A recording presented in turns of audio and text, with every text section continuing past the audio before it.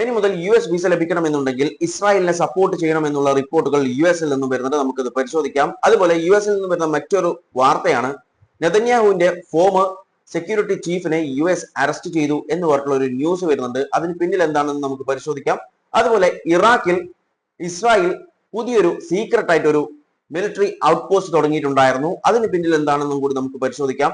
ഇതിനൊക്കെ തൊട്ട് മുൻപായി നമുക്കറിയാം ഇറാനും US ഒരു ടോക്ക് നടന്നുകൊണ്ടിരിക്കുന്നുണ്ട്. എന്നാൽ അതിന്റെ കൃത്യമായിട്ടുള്ള പോയിന്റ്സ് എന്തൊക്കെയാണെന്നുള്ള കാര്യം പുറത്തുവിട്ടില്ല. പക്ഷെങ്കിൽ പോയിന്റ് ഇപ്പൊ പുറത്തുവിട്ടിട്ടുണ്ട്. ഇവരൊക്കെ സ്റ്റാൻഡ് എന്തൊക്കെയാണെന്നുള്ള കാര്യങ്ങളും കൂടി പുറത്തുവിട്ടിട്ടുണ്ട്. ആദ്യം തന്നെ ഇറാൻസ് ന്യൂക്ലിയർ പ്രോഗ്രാമിനെ നോക്കാം. അതായത് US വേണ്ടത് ഇറാൻ എന്ത് ചെയ്യണം, കംപ്ലീറ്റ്ലി എന്ത് ചെയ്യണം, ഈ പ്രോഗ്രാം ന്യൂക്ലിയർ പ്രോഗ്രാം സ്റ്റോപ്പ് ചെയ്യണം എന്നാണ് US വേണ്ടത്. എന്നാൽ തെഹ്റൈൻ ഇറാൻ പറഞ്ഞിട്ടുള്ളത് റെസ്ട്രിക്ഷൻസ് ഒക്കെ ഓക്കെയാണ്, പക്ഷേ ലിമിറ്റഡ് നമ്പർ ഓഫ് ഇയേഴ്സ്, ഏതാനും വർഷങ്ങൾ മാത്രമേ ഈ ഒരു എന്ത് റെസ്ട്രിക്ഷൻ ആയാലും ശരി അത് പാടുള്ളൂ. അതായത് ലിമിറ്റഡ് നമ്പേഴ്സ് ഓഫ് ഇയേഴ്സ്, ഒരു ലിമിറ്റഡ് നമ്പർ ഇയർ വെക്കണമെന്നാണ് ഇറാൻ പറഞ്ഞിട്ടുള്ളത്.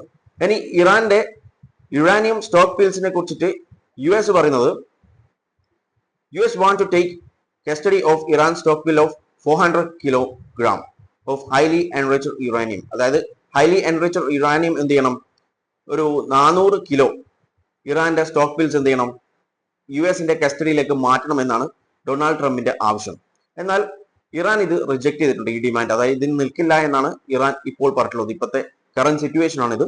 അതുപോലെ സ്ട്രീറ്റ് ഓഫ് ഹോർമൂസിലാണെങ്കിൽ ഇറാൻ പറഞ്ഞിട്ടുള്ളത് it will remain restriction on shipping in the waterway until the US lift its blockade on Iran ports.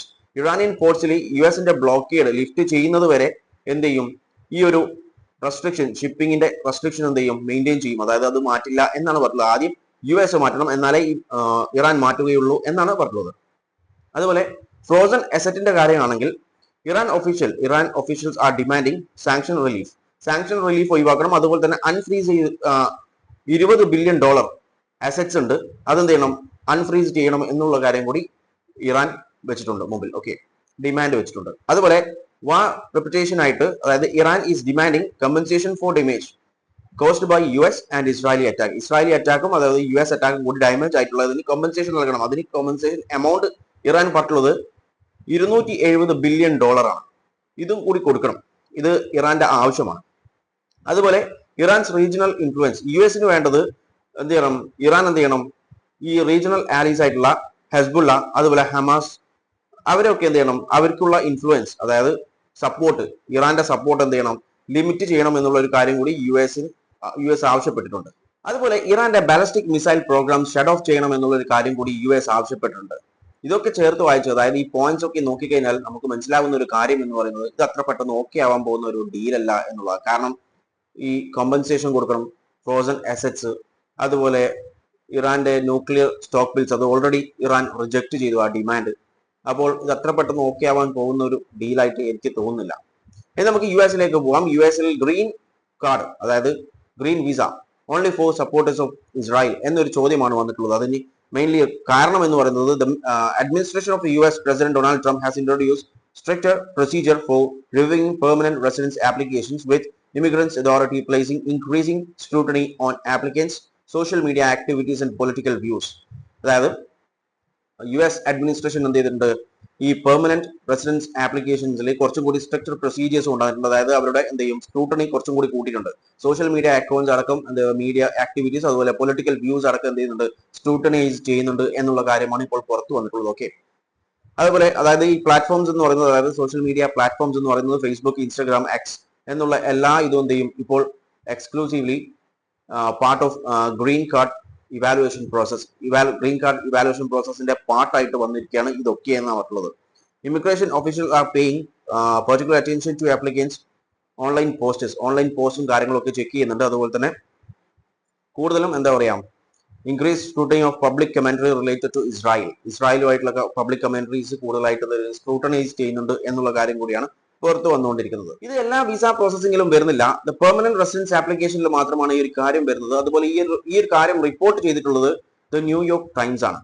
ഇനി അടുത്ത ന്യൂസിലേക്ക് പോവാം. The former Netanyahu's security chief arrested in US. അതിനുള്ള കാരണം sexually exploiting miners എന്നുള്ളൊരു കാര്യമാണ് വന്നിട്ടുള്ളത്. അയാളുടെ പേരുള്ള കേസ് അതാണ്. അതായത് ഇയാൾ former security chief of the prime minister നെതന്യാഹുവിന്റെ മാത്രമല്ല അതുപോലെ ലെഫ്റ്റനന്റ് ആയിട്ട് വാഷിംഗ്ടൺ മെട്രോപൊളിറ്റൻ പോലീസ് ഡിപ്പാർട്ട്മെന്റിലും വർക്ക് ചെയ്തിട്ടുണ്ട് എന്നുള്ള ഒരു കാര്യം കൂടിയാണ് പുറത്തു വന്നിട്ടുള്ളത്. ഓക്കെ, അതുപോലെ ഇയാൾക്കെതിരെയുള്ള കേസ് എന്ന് പറയുന്നത് ഒരു 15 വയസ്സ് താഴെയുള്ള കുട്ടിയോട് എന്ത് ചെയ്തിട്ടുണ്ട്, സെക്ഷലി ആയിട്ടുള്ള ചില കമ്മ്യൂണിക്കേഷൻസ് എക്സ്ചേഞ്ച് ചെയ്തിട്ടുണ്ട്. അതുപോലെ ഈ ചൈൽഡ് സെക്ഷൽ അബ്യൂസ് മെറ്റീരിയൽസ് ആവശ്യപ്പെട്ടിട്ടുണ്ടായിരുന്നു.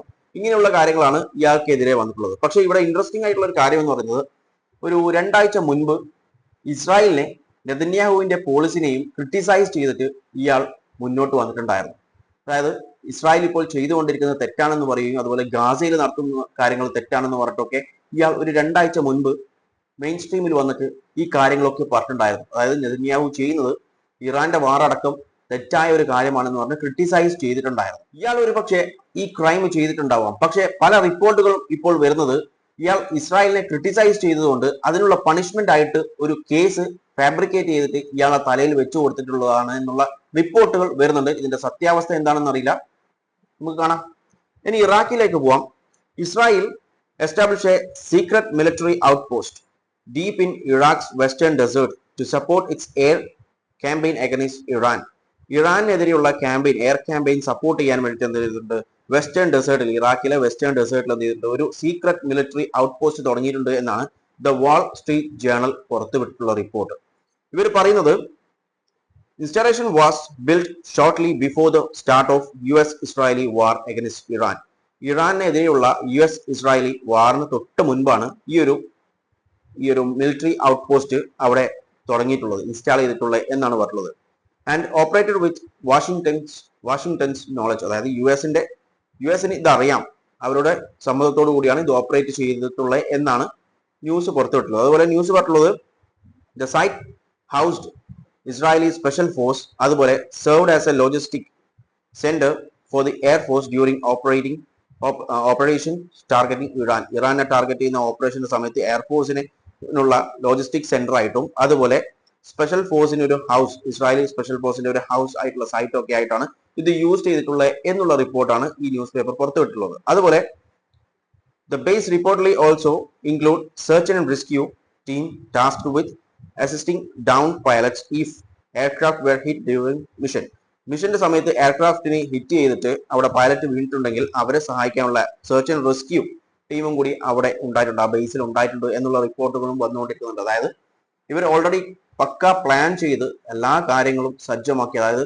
ഇറാഖിൽ സീക്രട്ട് ആയിട്ട് ഒരു മിലിറ്ററി ഔട്ട്പോസ്റ്റ് തുടങ്ങി അവിടെ ഈ പറയുന്ന ഫെസിലിറ്റീസ് ഒക്കെ വെച്ചു എല്ലാ കാര്യങ്ങളും ചെയ്തതിന് ശേഷമാണ് ഇറാനെ US-ഇസ്രായേലി അറ്റാക്ക് നടത്തിയിട്ടുള്ളത്.